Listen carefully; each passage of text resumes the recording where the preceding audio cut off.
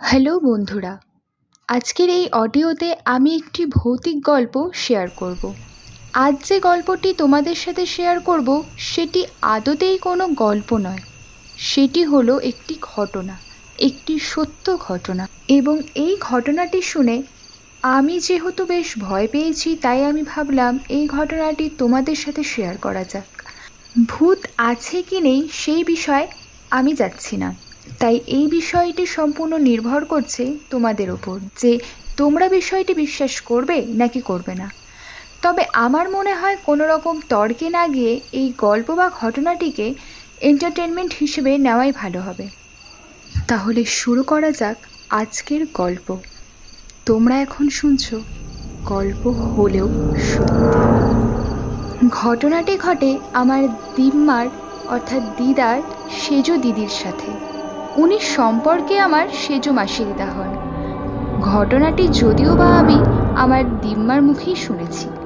দিম্মা এও বলেন বহু বছর আগে ঘটে যাওয়া সেই ঘটনার কথা মনে পড়লে তার দিদি আজও আটকে ওঠেন। আমার দিম্মা আমাকে যেভাবে ঘটনাটি শুনিয়েছেন আমি ঠিক সেভাবেই ঘটনাটি তোমাদের সামনে তুলে ধরার চেষ্টা করছি। আজ থেকে প্রায় 50 বছর আগের কথা। তখন দিদির বয়স প্রায় 14-15 বছর। দিদির প্রতিদিন কাক ভরে ফুল তুলতে যাওয়ার একটা নেশা ছিল। যখন ঘড়িতে ঠিক 4টে-4:30 ভোরের আলোও ঠিকমতো ফোটেনি, ঠিক তখনই হাতে ফুলের সাজি নিয়ে বেরিয়ে পড়ত ফুল তোলার উদ্দেশ্যে। দিদির যখন প্রায় 7-8 বছর বয়স তখন থেকেই তার এই নেশা। এতগুলো বছর ধরে দিদি একাই যেত ফুল তুলতে, তবে 2-3 মাস ধরে দিদির ফুল তোলার এক সঙ্গী হয়েছিল। সে রোজ দিদিকে ভোর 4টে-4:30 সময় ডাকতে আসতো। তার পরপরই দুজনে বেরিয়ে পড়তো ফুল তুলতে। প্রতিদিন ভোরটা দিদির এভাবেই কাটত। তবে একদিন ঘটল এক অন্য ঘটনা। প্রতিদিনের মতো সেদিনও দিদি শুনতে পেল তার সঙ্গী তাকে ডাকছে। সে বলছে, কিরে প্রতি, ওঠ, ভোর হয়ে গিয়েছে তো, ফুল তুলতে যাবি না? আমার দিদির নাম প্রতিমা, সবাই ওকে প্রতি বলেই ডাকত। যাই হোক, সেই ডাক শুনে দিদি ধরফড়িয়ে উঠে বসলো। দিদি কোনো মতে ফুলের সাজি হাতে বেরিয়ে পড়ল। তখন ছিল আশ্বিন মাস।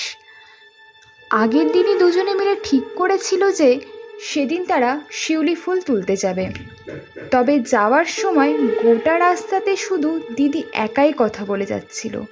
দিদির কথা অনুযায়ী তার সঙ্গী একটিও কথা বলছিল না।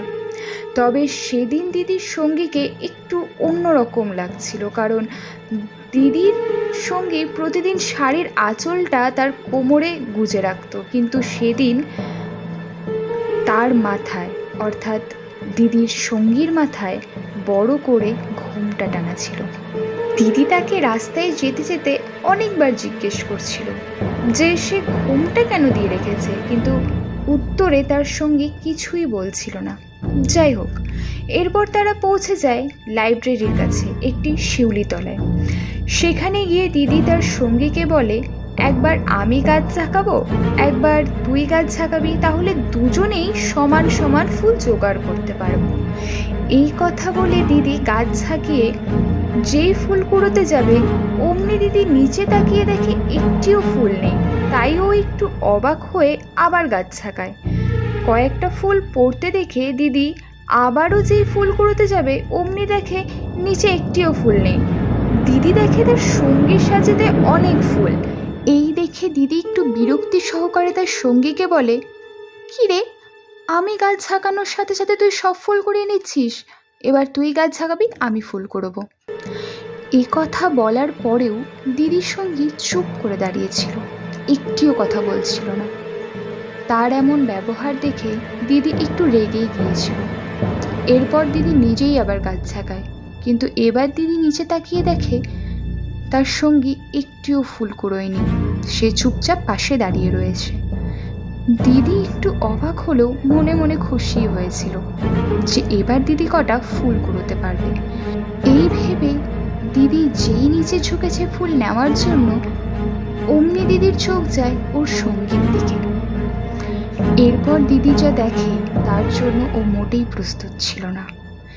দিদি তার সঙ্গীর পায়ের দিকে তাকিয়ে দেখে যে তার পা দুটো আর 5 জনের মতন সাধারণ নয়, তার পা দুটো ঘোরানো, অর্থাৎ উল্টো। নিচে বসা অবস্থাতেই দিদি যখন তার মুখের দিকে তাকালো, দিদি দেখলো ঘোমটার আড়াল থেকে একটা কালো অবয়ব দিদির দিকে তাকিয়ে হাসছে। এই দৃশ্য দেখে দিদি সেখান থেকে কোনো মতে পালিয়ে লাইব্রেরির দরজার সামনে আসে।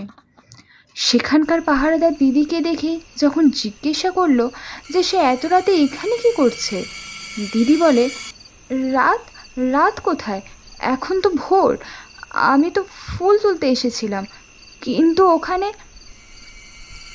এই বলে দিদি ওই শিউলিতলার দিকে আঙুল দেখাতেই পাহারাদার বলে ওঠে, ওখানে কি, ওখানে তো কিছু নেই, আর এখন ভোর কোথায়, এখন তো রাত 2টো বাজে। এই শুনে দিদির গায়ে শিহরণ দিয়ে ওঠে, কানের পাশ দিয়ে কেমন যেন একটা ঠান্ডা বাতাস বয়ে যায়। দিদির প্রায় মূর্ছা যাওয়ার অবস্থা। এরপর দিদি সেই পাহারাদারকে বলে, কাকু তুমি আমাকে একটু বাড়ি অবধি এগিয়ে দিয়ে আসবে। এরপর দিদি সেই পাহারাদারের সাহায্য নিয়ে বাড়ি চলে আসে।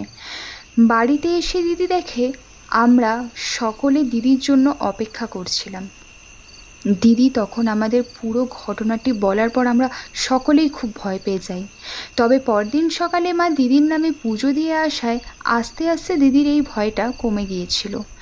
তবে এই ঘটনার পর বেশ কিছু মাস দিদি ভোরবেলা ফুল তুলতে যায়নি।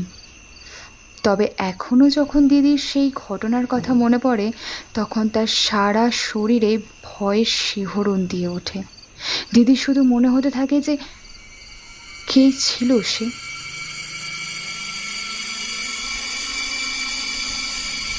হ্যালো বন্ধুরা, এই ছিল আজকের গল্প। কেমন লাগলো তোমাদের এই গল্পটা অবশ্যই কমেন্ট করে জানিও। ভালো লাগলে লাইক করো আর বন্ধুদের সাথে অনেক অনেক শেয়ার করো। আর আমার এই ইউটিউব চ্যানেলকে সাবস্ক্রাইব করতে ভুলো না।